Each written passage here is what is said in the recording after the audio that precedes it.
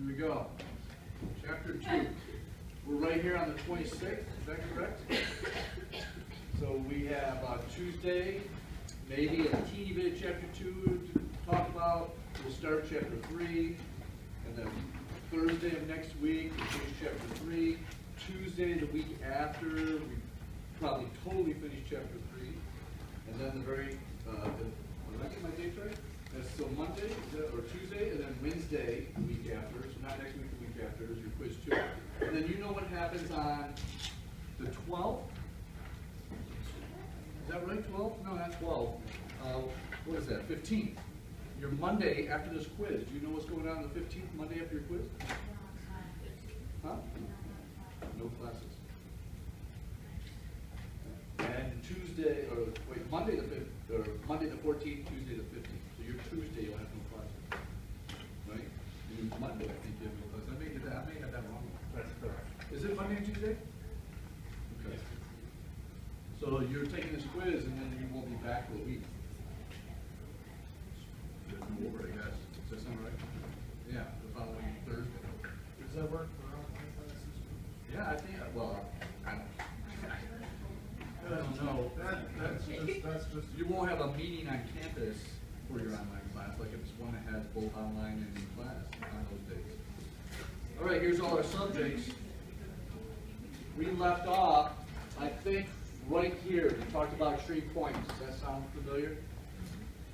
Let's look at this real quick, kind of review. In your book, I'm on page 32. Those are the exact same constraints and objective function that's on the PowerPoint. Then you go to the next page, graphical solution using the exact same numbers that we have on our PowerPoint. Here, right here. Here's that first one. Just like we have got 900, 0, 630. We took the equation, we put a 0 in for one variable, solve for the other variable. Then we do it all again by putting a 0 in for the other variable, solve for the other variable. And we know then that helps us find these 2 points. We connect the 2 points. And in reality, you're supposed to extend it a little, but I'm not going to be picky. Then, once we have this line, what would be the next step after that? Are we done graphing once we have that line? No. No. What's next? Do the next. No. Did you say do the next constraint? No. What do we have left to do with this constraint? Shading. We've got to shade. We've got to figure out which way to shade. We look at the original equation. I believe it was left. Look at it. I've used equals. This PowerPoint is a brand new PowerPoint. I didn't know equals were. But we know this is less than equals 630. Here's the equation. You can pick, anybody can pick any point on either side of this line. You can pick, everybody can pick a different point. You're just substituting any point on either side of the line to determine which way to shade. So in this case, the point 200, 200 is being picked. If you put 200 in for S, whatever 7/10 of 200 is, blah, blah, blah. And then you put 200 in for D. 1 times 200 is 200. 200 plus whatever this is, 175, whatever it is. Is it less than or equal to 630? The answer is yes or no? Yes. So that tells you you should shade that way. If this was not less than, if it didn't fulfill the equation, then that tells you you shouldn't be shading that way, shade the other way. But it did. So there is our shading. If we were to do this again, this is just like the PowerPoint right here. This next equation, which is this same one still, isn't it? Oh, it's showing that we shaded this way. Let's go slow. Look past that. You ready? Just like the PowerPoint, there's all the 3 additional constraints on top of the one we did already. We checked out which way to shade on all of them. They were almost all less than equal. You'll start to get used to this, knowing which way to shade without putting a point. And I was just thinking about that. Your homework, you're actually doing something just like this. And you know how I want to see work. Should you have to show that you checked a point with the equation to show that that's how you determine how to shade? Or should I just go ahead and assume you're getting so used to these that you'll know which way to shade without doing a point and not have to show the work for it, even if you did use it? Assume. Josh votes for assume. Does everyone agree? Yeah. That's 2 agrees. People that missed this lecture, what that we talked about. So, Yeah, that's a good point. If this is a detailed grading, by showing how you determine which way to shade, you wouldn't lose the whole points for shading the wrong way, because I could pinpoint the mistake and give you as much partial credit for shading as possible, right? That's a good point. I like that. Everybody with me? See that? I haven't made a determination, but your homework's not due till Tuesday. You decide whether you should have to show me how you determine which way to shade. I don't know. Obviously, if I'm saying I don't know, I'm not going to put that much emphasis on it. You figure out which way to shade, but you're doing this all on one graph, not 4 separate graphs. And by doing it on one graph, once you've done the shading for all the constraints in the problem, what are you looking for? Where what takes place? Intersections of what? Stop that. Overlapping. Let's go with that. Overlapping. Overlapping of what? Point. Feasible solution. Say it again. Feasible solution. The feasible solution, which is overlapping of what? All the points. All the shading. Shading. All the shading would be on top of each other, but there'd be all these spots where only 2 of the shadings overlap, or only 3 of the shadings overlap. You have to pinpoint where every constraint shadings are all overlapping. And please, does everybody hear this? Because the book of PowerPoint will tell you this.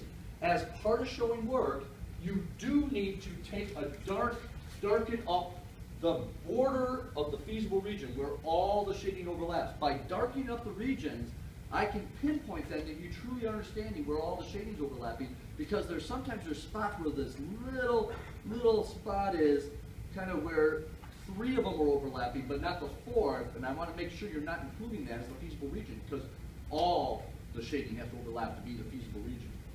And that's what you see right here at the top of this next page.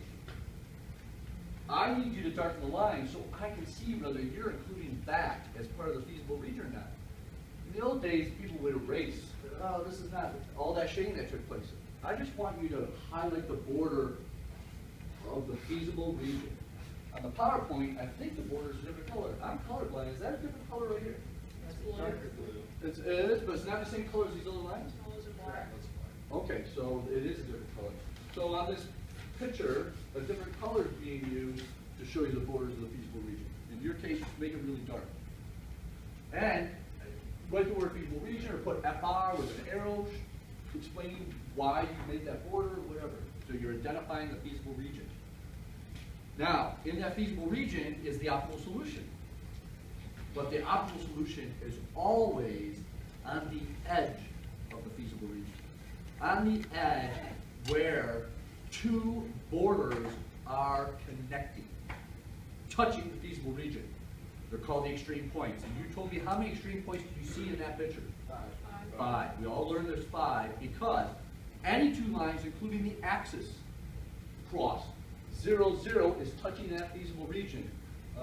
Right there where this constraint line is crossing that axis. 2 constraint lines are crossing, 2 constraint lines are crossing, 1 constraint is crossing the axis here. There are 5 points. Those 5 spots, one of them, maybe 2, but well, for sure, the optimal solution, and there is what's called an alternative optimal solution, but it doesn't get you any more profit. Whatever the optimal solution is, it's going to be on one of those 5 points. That's where we left off, right?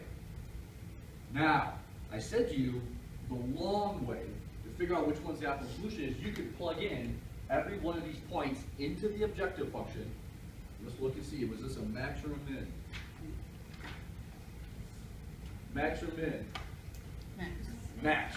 So we could plug in every one of those extreme points and see which one gives us the biggest objective function value by plugging it in for the variables.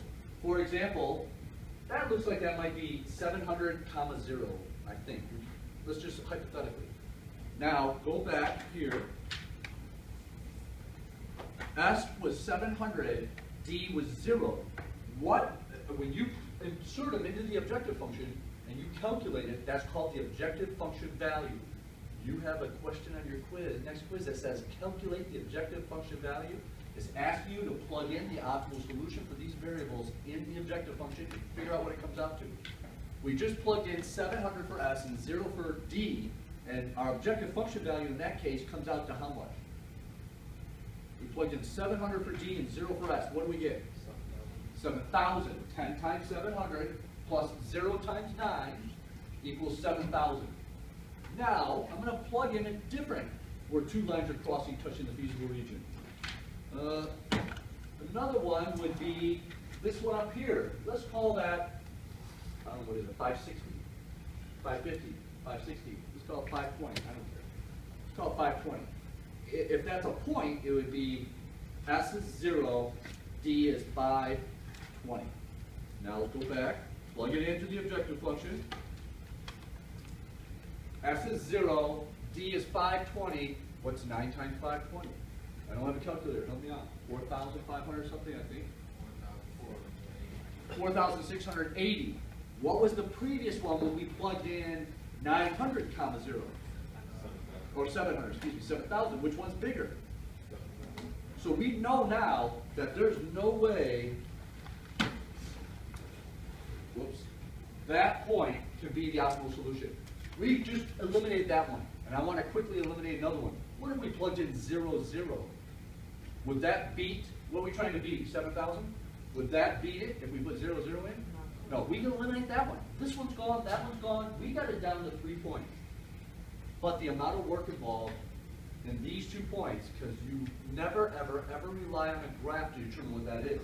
Because in real life, that may not be. I mean, if we look at this, you're going to say, oh, that's 580, 300.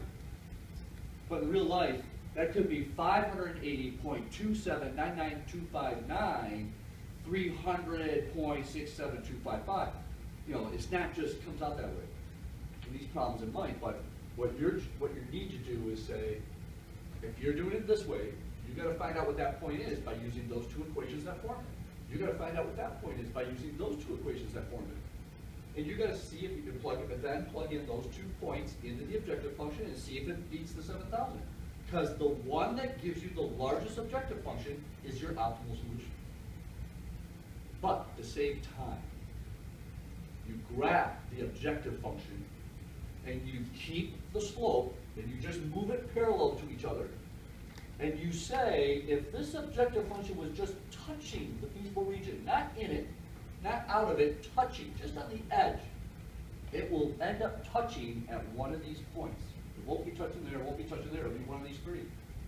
And the last spot, the only one it's touching because of the angle of it, it's going to be only one of them.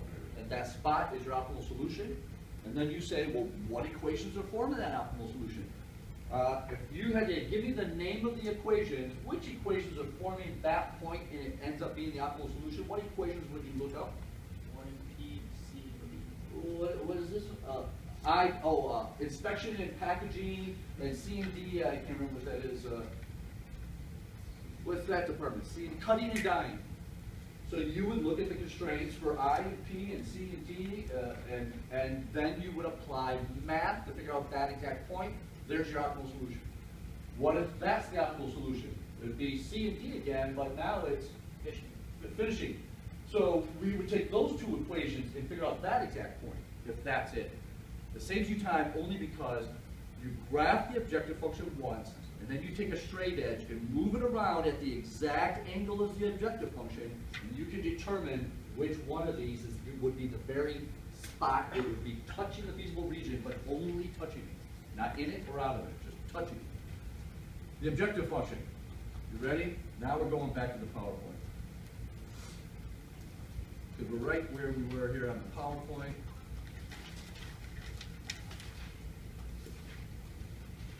And here's where we just talked about, where we were. I'm going backwards to the objective function. There it is right there. Okay, this freaks people out, but here we go. 10s plus, is that 9d? 9d equals, look at your graph. You want to use a little logic. Instead of me flipping slides, I'm going to flip buttons here.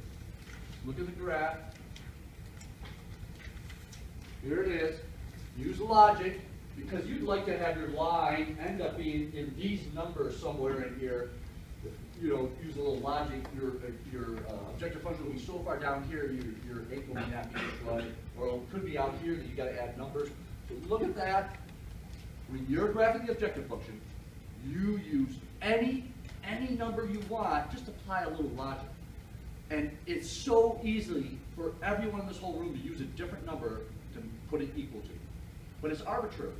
No matter what number you put that equal to, the line's going to show up anywhere on here, but it will always be the exact same angle, slope. And so every time you do it, if you keep using a different number after a different number, they're exactly parallel to each other. So just do it once, but use logic to get it out here near where you know these three are the optimal solution. Use logic so it ends up in this area, and then you just take a straight edge and you move it up and down at the exact angle, and you'll be able to determine which one of these is the optimal solution. Let's make up a number.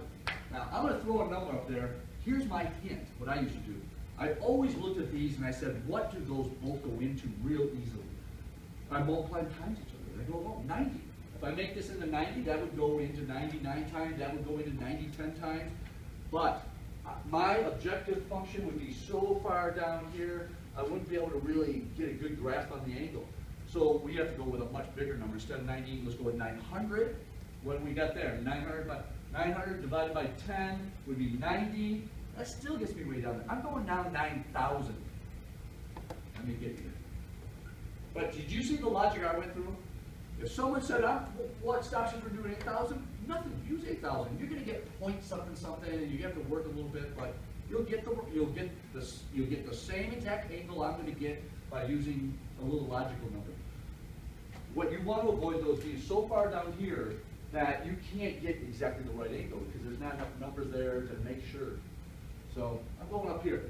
Here we go. I'm solving for each. You now do it exactly like you would graph a constraint. You put a 0 in for one variable, solve the other, then put a 0 in for the other variable. We're trying to get our 2 points. I'm putting S here, putting D here, and I'm putting a 0 in for S here, and then this point will be S, D, but I'm going to put a 0 in for D on this one. So this one's first. Put a 0 in for S. Gone. 9D equals 9,000. Divide both sides by 9. D equals 900. So 0, 900. Here we go. 0 for S, 900. What did I do? D equals 1,000. Oh, thank you. Divide. Oh, no. That's what I meant. This is right. This is correct. There we go. 1,000. So 1,000, 0, 1,000. Right? All the way up there. Okay, is this, what am I using here? Right here. So right there. Wait a minute. Do I dare draw this with this pencil? I'm just going to do it real lightly. Just put an arrow there. Okay. Now I put a 0 in for D and solve for S. So we're going right down here now. Put a 0 in for D. So we get 10S equals 9,000. We divide both sides by 10. S equals, is it 900? Yeah. Making sure? All right. So this is 900 comma 0, which is going to be right there. Does that look right?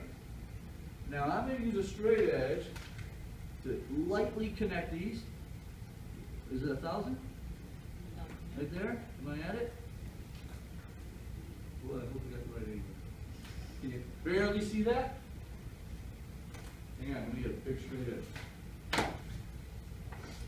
Do you see it right out there? You guys see that light line I just put? Yeah. Okay, you see the back, do you see the front? Okay, I'm going to try to keep that angle. I'm going to move in here towards these 3 points. We're going to try to determine which one will be the one it touches when it first touches this feasible region, when it's right on the edge. So I'm staying wide these 3 points. Here's the angle. I'm pulling back. Am I still parallel? Yeah. Still? All right, here we go. Am I still parallel or did I move? Is it pretty good still? Yeah. Okay. I'm passing a point right now, right? And I'm touching a point as we speak, correct? Yeah. What point is that? The bottom one or the top one where my left hand is? That one right there? Yeah. There's the optimal solution. That's it. Now all I gotta do is figure out which 2 lines these are. Here we go. This one is finishing. This one's C and D. right?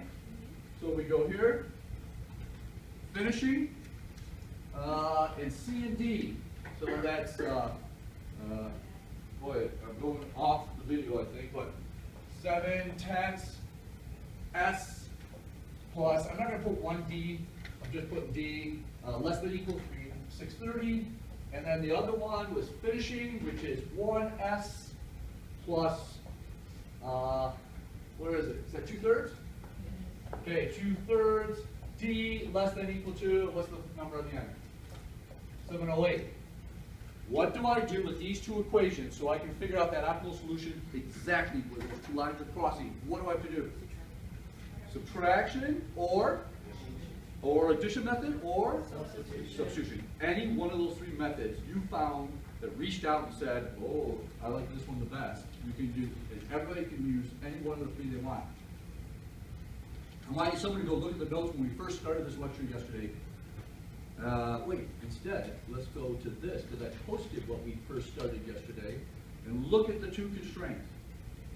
I turned them into decimals, but they happen to be the exact constraints where the cross, where the optimal solution is. And we already went through the substitution method, got 252 and 540 for exactly where those two lines are crossing. We also used the substitution method, and look what we got for the answer. 540 for S, 252 for D. And if you were to use the addition method, which is just the opposite of the subtraction method, you would have found the exact same answer again, 252 for D, 540 for S. That is the optimal solution. Let me do it again. It is, S is 540, just like this, here's the S. And this is the D, which is 252. You have found whatever S and D represent, which is how many of, what were they? Oh, the standard golf bag and the deluxe golf bag, right? We need to tell, for the next 3 months, we got to let manufacturing know the optimal amount for us to make based on all the hours you told us was available in each department and the profit accounting tools we would make off of them. And our client, the distributor, who said, how many will they take of these? Does anybody remember the distributor said, if you do 3 months, how many? All of them. They said, we'll take every one you can make during the 3 months. And that's what we just found. We're going to make 540 standard bags, 252 deluxe bags.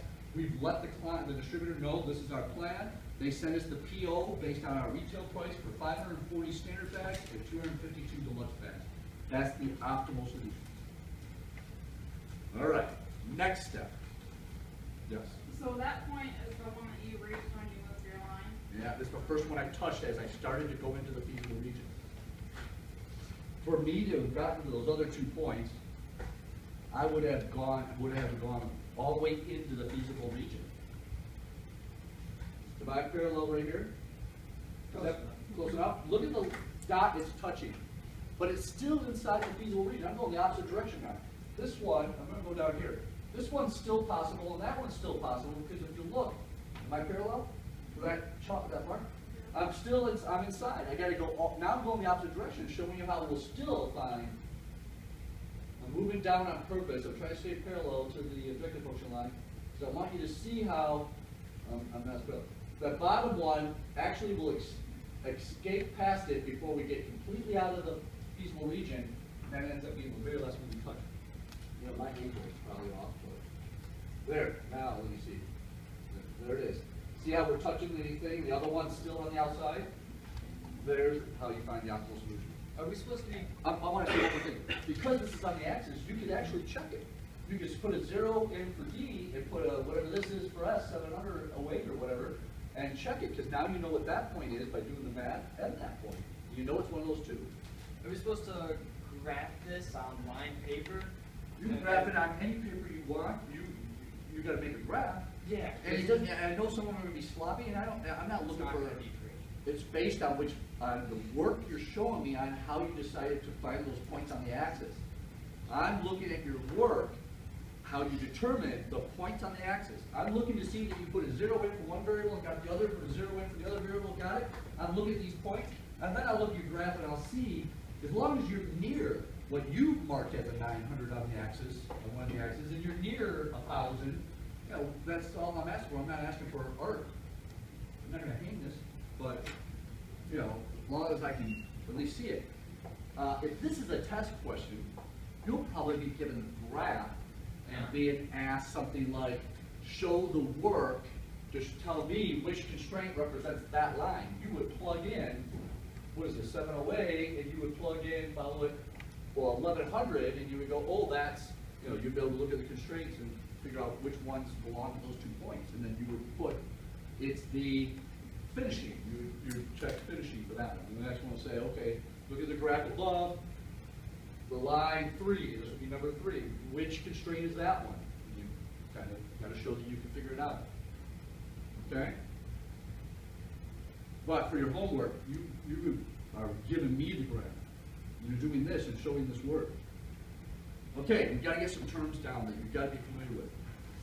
When we found that optimal solution right there, and we found out which constraints form that point, the constraints or constraint, because there was only one constraint here, the constraint or constraints that form the optimal solution are called the binding constraints. B-I-N-D-I-N-G. Binding constraints. You got a question on your homework, I think it says, identify the binding constraints. It's saying, find that point, and then write down the name of the constraints that represent that point, which are the binding constraints. We found our optimal solution. The next step now is to plug the optimal solution into every equation related to this problem. And then if you find out, you're going to find out what the objective function is and whether each constraint has slack or surplus. Let me say this some time. A binding constraint never has slack or surplus. It's always 0 because it's a binding constraint forming the optimal solution. The other constraints will either have slack or surplus because they will not be right there where that point's at. So let's do this since we're looking at this. You ready? Here we go.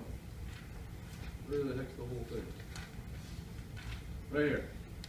Plug the optimal solution. We're going to plug it into the objective function. Calculators? Couple?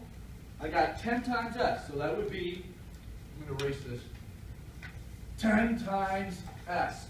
S is 540. So 10 times 540 plus 9 times the optimal solution is 252. This is a max problem. And I know this is 5,400 plus 9 times 252. Help me. I just got straight to the answer. 7668. This is 768? 2268. 2268. Then I get 567. 7,668 is the objective function value. When we get to the next chapter, you're going to see how important this is, this objective function value, because this is the very top of every output for linear programming softwares. They start out by saying the objective function value is this much. What it represents is, based on all those limitations of how many hours we had available in those departments, we're restricted as to how many we can make of each one of these bags. And so we want to make sure we make the perfect combination of standard and deluxe bags to maximize the money we can make off the deal we've made with this distributor who's going to take every one of them for the next 3 months. And so we just found out that knowing that this one's contributing $10 towards our profit for every one, and this one's contributing $9, the profit on this deal that we're having is the most profit we can make, no matter what combination you decide to do here. And there may be an alternative that will get us to this number, but there is no feasible answer that will get us above this answer. The amount of profit we can maximum get off this deal is 7,668, whatever that represents, dollars. That's profit, right? Because it's $10 for each one of these and $9 for each one of those. The objective function value represents the objective's maximum or minimum amount you can achieve, whether it's a max or a minimum. Next, each constraint. When you plug in the optimal solution for the variables into each constraint, you're trying to see is if the left side is equal to the right side or not. Now this first constraint, was this a binding constraint? Cutting and dyeing? Yeah. Yes. It was a constraint used for the optimal solution. I will plug these numbers in, and I'll know I made a mistake if it doesn't equal 630 because the binding constraints have no slope or surplus. And so this should be exactly 630 and 630. You ready? Help me out, calculator.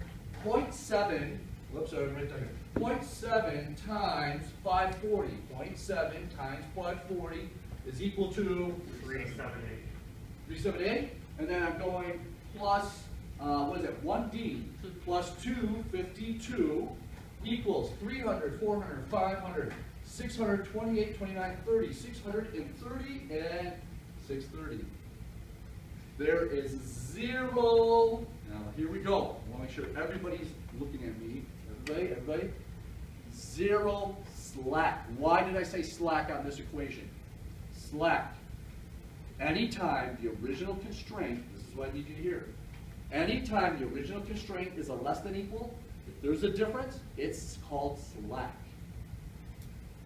Anytime the constraint is a greater than equal, and there's a difference when you put the optimal solution in, it's called surplus. Even if you get a 0 on this next quiz, I need you to include whether it would have been slack or surplus, so I can see that you are identifying, that you realize the word slack goes with any constraint that's a less than equal, and that surplus goes with any constraint that is greater than equal. So this would be slack because the original constraint right here is less than equal. All right, let's go to this sewing. I'm plugging in the optimal solution. 1/2, which is 0.5 times 540. Someone have a question? I'm hearing things. Okay, plus, what is sewing again? Is that 1/3? What is that? 5/6. Thank you. Yes. 5/6 times 252. Is this a binding constraint? That's my question for you. Is sewing one of the constraints forming that optimal solution? No. So there's going to be a difference from the left side to the right side. And when we find that difference, is it going to be slack or surplus? Slack. That's right. Why slack? That's less than. Because the original constraint is less than equal. Just, it doesn't matter if you come out with a negative, positive. It's always, it just makes the number absolute value and just call it slack or surplus based on the original constraint, whether it's less than or equal or greater than. So the difference here, in calculators, I got half of 540, which is 270, and then I got 5/6 of 252, which is about 2. I need help on this one. 20. Anybody? 252 times whatever 5/6 is. Nobody's jumping in. What's going on? He's not even 210. 210? Okay, let's add them. 270 plus 210 equals 480. And 480 is different than 600. And the difference, I'm going to take 480, 600 minus 480 is 120 slack. So that's how you finish these. And we're going up to that. That's the whole process. You find the slack and surplus of every constraint once you have the optimal solution, and you calculate the objective function value once you have the solution. We've now made it to the very end of solving this using the graphing solution, but we're going to do another one to make sure you get it. So you would subtract that to find the slack or the surplus? That's right. Okay. From the original constraints to that right-hand side. Okay. But you calculated the amount of the left-hand side by placing in this optimal solution. Whatever the difference is from the right-hand side is either the slack or surplus. Real quick, finishing constraint. What would be the slack or surplus here? Huh? Slack. No, not what? How much would it be? Oh, Which one is that? Finishing? it would be. What? Am I asking a trick question? Because I thought that was a binding constraint. Yeah. It would be. So what would be slack or surplus? It would be negative. 0. Once you get used to realizing what the binding constraints are, I'm saying that we need to get to the point to where you, for your work, you don't need to show the whole calculation. You write the word binding 0, then put the word slack or surplus, showing you can identify based on the original constraint. This one would be 0 slack or surplus. Slack, because the original constraint is less than equal. It's not that hard, you just gotta get it. Why is it 0 then? 0, is this a binding constraint? You guys, help me out. No, it's- All binding constraints, the ones that form the optimal solution, are always have a 0 slack or surplus. If I plug the numbers in and do the math, it will come out to exactly 708 every time. I just want to check myself now. Because 540 plus, is that 2/3? 2/3 of 252, that would be, hang on, almost 180, let's say. What was this left side? 540 plus 180 is, it's not 180, what is this? What is 252 times 2/3, 0.666667? 252 times, what is it? 60. 160. What's 160 plus 540? That can't be right. 8. 168. Oh, 168. Now it looks right. Here we go. Now that equals 708. And sure enough, the right side is 708. It's 0 slack. You got to put the word slack, showing that this is a less than equal, and we can identify it would have been slack. All right. You ready for the in-class, or you want to do another one? Are you serious? Are you ready to go too? You guys, you don't want to see another one? Look at this one. Other one's kind of easier. I'll go fast. Okay, make everybody happy. We got 606. Okay, now the reason this next one's important, you know, real quick. But I want to. What happened? Right here. Here it is. Ready? This is pretty much. Oh, why didn't you tell me? This is pretty much the order we went in this whole chapter. Mathematical methods. We learned the subtraction, addition, and substitution method. Graphing constraints with shading. We learned how to figure out, set one variable to 0, set the other variable to 0, graph it, figure out how to shade it. Feasible region. We identified the feasible region. Extreme points. You know those extreme points has the optimal solution within them. We graph the objective function. We discover the optimal solution by taking the objective function we just graphed and moving it, staying within the angle or slope of the equation. Then we determine the optimal solution, and we determine which constraints are forming that optimal solution. Those are the binding constraints. We then went ahead and plugged in the optimal solution in to get the objective function values, slack and surplus for every constraint. That's chapter 2. That is what you need to be prepared for chapter 2. They're all listed right there. So now, well, this one's easy, but I want to point something out about this one. We won't go into too much detail, but let's say we started right here, and the first step is to do what? What would be the first step? Should I go with this constraint right here, or the objective function? What would be first? Graph constraints. Graph the constraints. Let's start right there, graph this one. There's no b there. There's no b there, so a equals 125. First time you see one of these, anytime there's only one variable, then the point is, what is it, a is 125, and this is a, and this is b. So 125 comma, I don't know, there's no b. Well, wait, what about 125, we want another point, but there's no b. Hang on. Let's do a third one, 125, but there's no b. When there's no b in the equation, you can plug in any number you want for b, and it will form a line. It says a equals 125 because there's only a 1 next to the a. So let's plug in 100, 200, 300. Is that the first one graphed? Darn. And it ends up being, right? We have 125, 100, 125, 200, 125, 300. Connect the dots, extend your line. It's a straight line going up and down because A had a value, but B didn't. And it could be any value, and there's your line. The next one, A plus B is greater than or equal to 350. So I go A plus B greater than or equal to 350. I'll make A, I'm going to do my 2 points. Look at A is 0, B is 0. I put a 0 there, B equals 350. It's too easy. Put a 0 in for B, A equals 350. And so now, 350, 0, 0, 350. I connect it. Now look at which way the shading's going on this. This one's a greater than equal. We picked our usual 1, 1 here. We plugged in 1, 1. 1 plus 1 is 2. Is 2 greater than 350? No. And that's how we knew that this line we just made, we're not shading that way. We got to shade that way, on that way. This first line we did, we forgot to look at which way to shade. It was, got the equation? A is greater than or equal to 125. Okay, what if I pick this point right here where A is 1? Well, that's not greater than 125, so the shading isn't going to the left. The arrows are trying to show you the shading going to the right. Shading is going up. This last equation. Look. This last equation, I put a 0 in for A, B equals 600. Put a 0 in for B, A equals 300. So I got 300, 0, and the other one was 0, 600. Is that right? Look at this.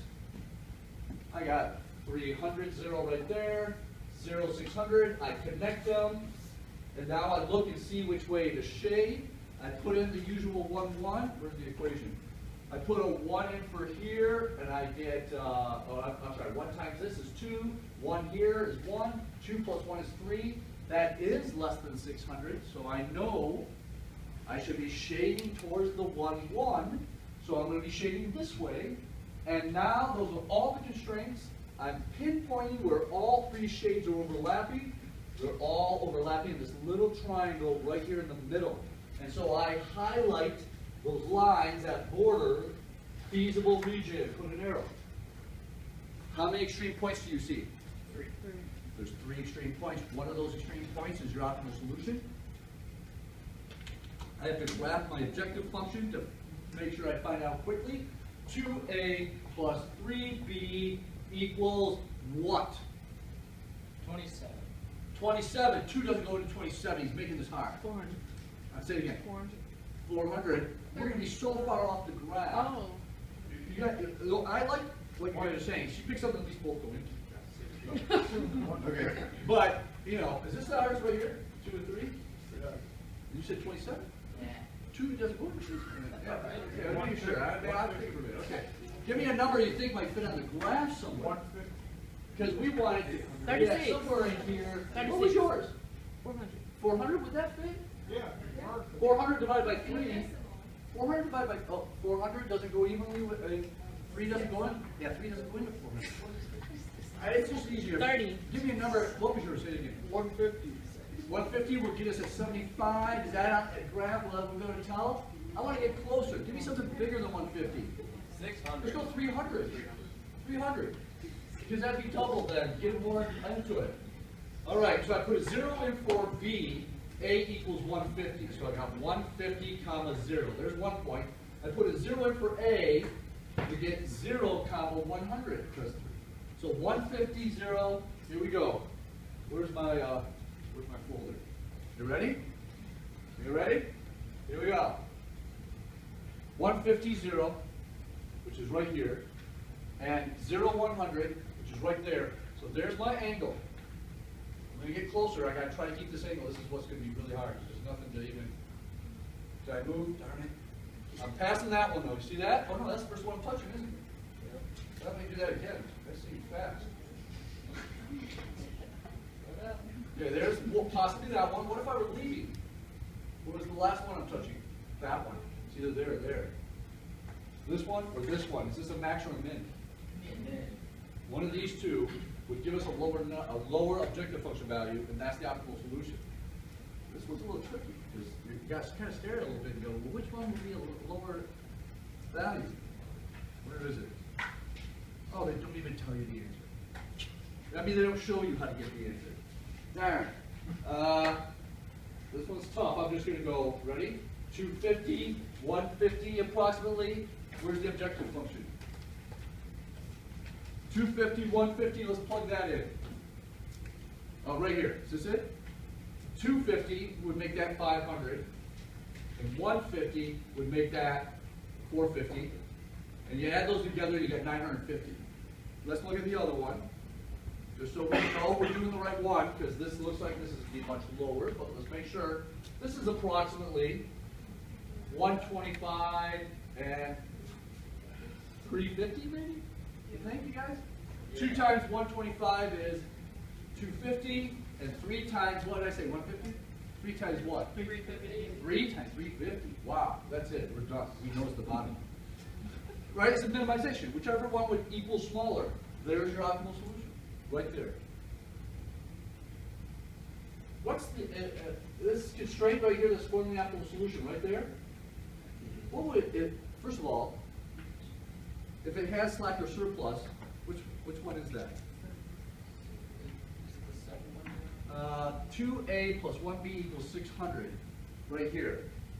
If we put in the optimal solution in for A and B, would it have slack, not how much, would it have slack or surplus? It would be called slack, but how much? 0. 0, because? Because it's a binding constraint, it's forming the optimal solution. And what's the other one forming the optimal solution? What's it? What? What is it? Production, is that what that is? So the 150, 350? So if I plugged in the optimal solution here, it would end up equaling 350. And would it be 0 slack or 0 surplus? 0 surplus. Because of greater than equal, 0 surplus. And then we plug it in here, we're going to have a difference because it's not the binding, one of the binding constraints. And whatever that difference is going to be slack or surplus? It would have surplus. Surplus. And it will have surplus. And then we plug in into the objective function and get that optimal solution. How do we find out exactly what this point is? What mathematical concept will we have to use to figure out exactly what that point is? Either the subtraction method, addition method, or substitution method, and we'll know exactly what that point is. And so, you are now prepared to do this.